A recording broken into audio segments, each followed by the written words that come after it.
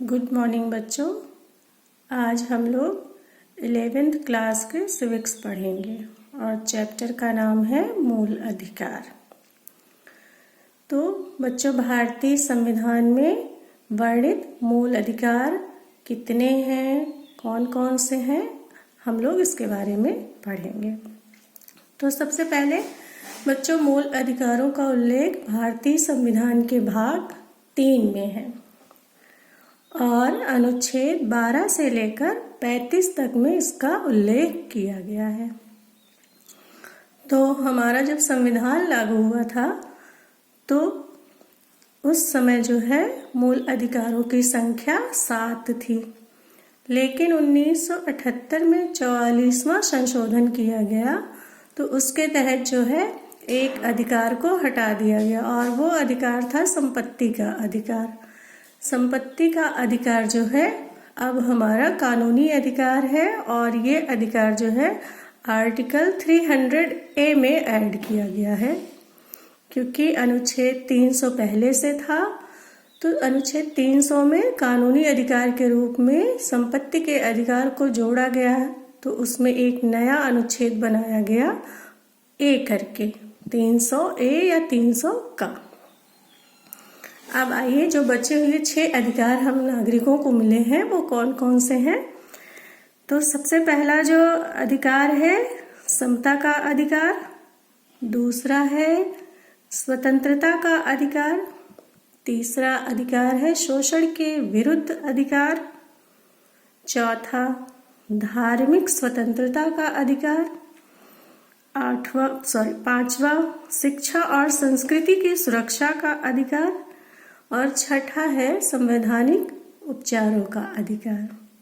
तो ये हमारे 6 अधिकार हैं। तो आज हम लोग सबसे पहला अधिकार पढ़ेंगे बच्चों, और हमारा पहला अधिकार है समता का अधिकार। समता का अधिकार यानी समानता का अधिकार। तो हमारे समाज में समानता को लागू करने के लिए ये अधिकार ले आया गया था, और समानता किसके किसके द्वारा लागू की गई हम इसमें पढ़ेंगे। तो समता का अधिकार जो है अनुच्छेद 14 से लेकर के 18 तक में इसका वर्णन है। तो सबसे पहले हम लोग पढ़ते हैं अनुच्छेद 14। तो बच्चों, अनुच्छेद 14 क्या कहता है? विधि के समक्ष समता, यानी विधि के समक्ष समानता। अब इसमें क्या है? इसके अनुसार बच्चों, कानून की दृष्टि में सभी मनुष्य एक बराबर हैं और सबको जो है समान संरक्षण मिलेगा। फिर अगला है अनुच्छेद 15। अब ये 15 क्या कहता है?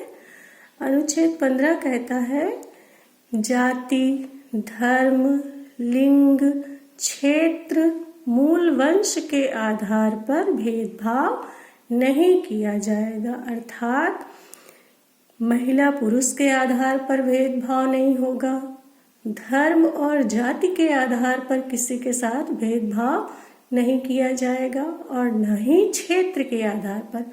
भारतीय सीमा क्षेत्र में कहीं भी जन्म लिया हो मनुष्य, भारत का जो भी नागरिक होगा उसको कानून का समान संरक्षण मिलेगा बिना भेदभाव के। ना तो महिला और पुरुष के आधार पर भेदभाव होगा और ना ही क्षेत्र और धर्म के आधार पर भेदभाव उसके साथ किया जाएगा। फिर है हमारा आर्टिकल 16। आर्टिकल 16 कहता है अवसर की समता, यानी अवसर की समानता।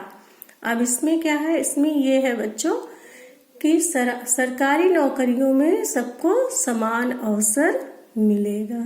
समान अवसर से यहाँ है बच्चों कि अगर कोई भी सरकारी नौकरी की विज्ञप्ति आती है तो उसमें जो भी योग्यता निर्धारित होती है, कोई भी व्यक्ति यदि उस योग्यता को पूरा करता है तो उसमें अप्लाई कर सकता है। उसको किसी भी आधार पर रोका नहीं जाएगा, सबको समान अवसर मिलेगा। फिर यहाँ पर है एक चीज आ जाएगा, जब सबको समान अवसर मिलेगा तो आरक्षण। तो बच्चों, जब हमारा संविधान लागू हुआ था तो उस समय कुछ लोगों का जीवन स्तर और सामाजिक स्तर बहुत निम्न था, तो उनको समाज में सबके बराबर ले आने के लिए कुछ विशेष अवसर दिया गया था। उसी को हम आरक्षण का नाम देते हैं।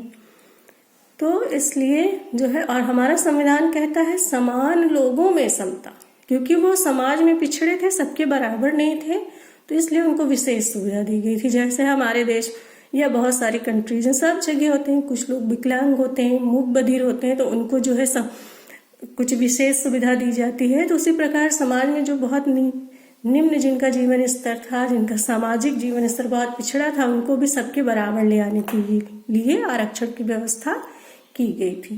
तो हमारा संविधान कहता है समान लोगों में समता।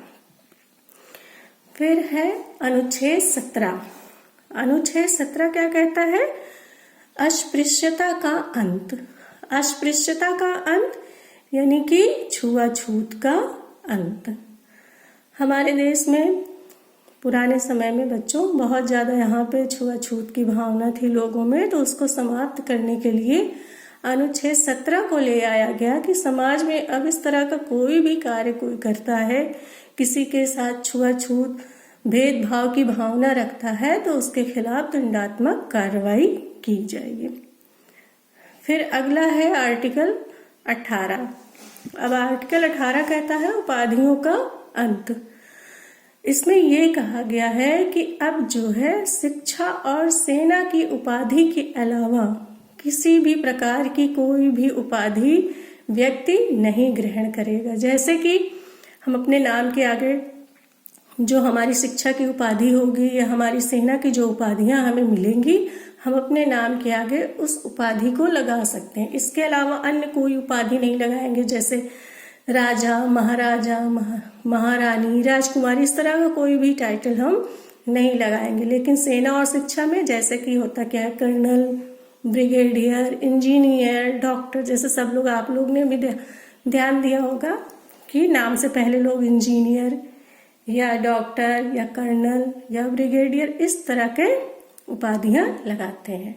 तो इन उपाधियों को छोड़कर अब कोई भी उपाधि कोई व्यक्ति नहीं लगाएगा।